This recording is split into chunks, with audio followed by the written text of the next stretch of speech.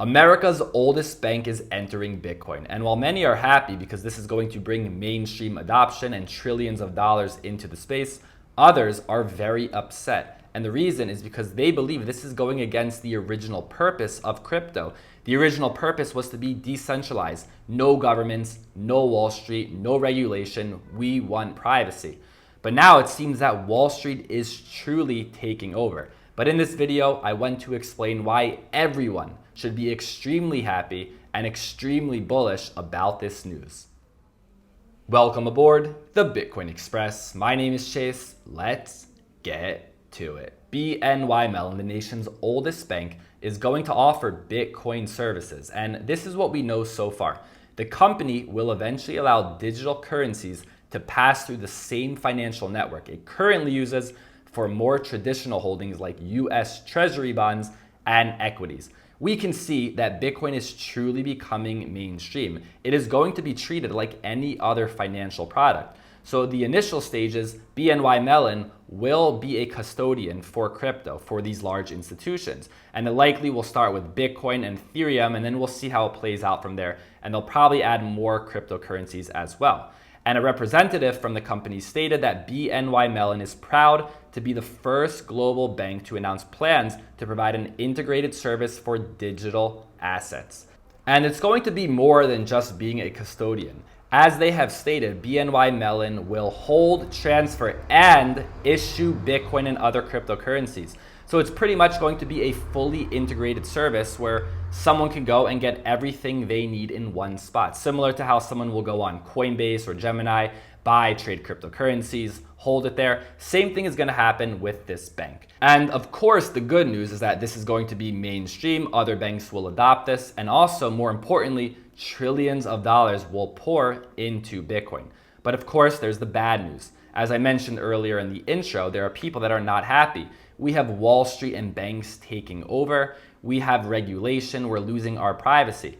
But the reason why, if you're one of these people listening, the reason why you should be happy is because in the end of the day, when it comes to crypto, you have the option. Let me explain. In the traditional financial world, you don't have the option.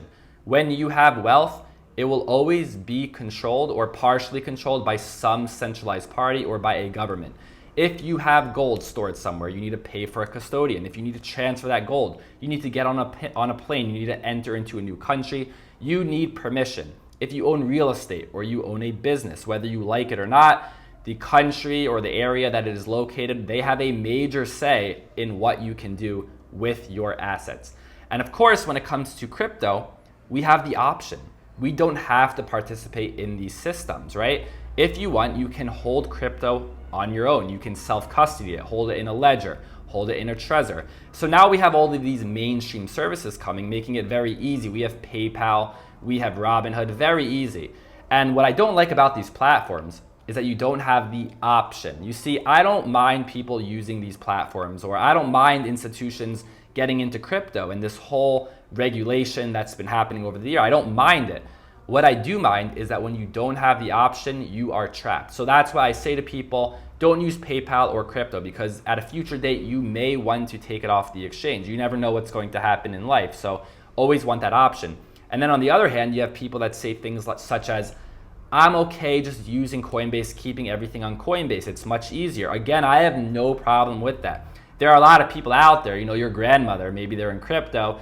They don't want to do self-custody. They don't want this privacy feature. They just want it to be simple and easy. But even on a place like Coinbase or Gemini, even if you plan to keep it there your whole life, in the end of the day, you have the option to take it off. So that's what's happening here. And everyone's going to win here because, of course, this is good for the price of Bitcoin, the adoption of Bitcoin.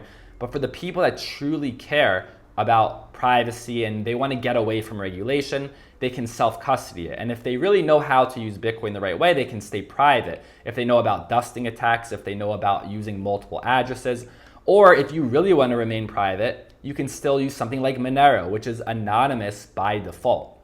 A lot of these other coins, by the way, I want to say these privacy coins, they're not actually as private as most people think. Coins such as Zcash or Dash, they are not anonymous by default. You need to put on the privacy feature. So if it's not anonymous by default, to me, it is not a private cryptocurrency. So here we are in the end of the day. Everyone is going to win, right? The price of Bitcoin will go up. People that want convenience, they can go ahead. They can use all of these easy platforms. They don't care about privacy. They don't care about self-custody. That's their decision. But for those of you that do care, just remember, crypto is about having the option. Like the video, subscribe to the channel. Thank you for listening, and I'll see you next time.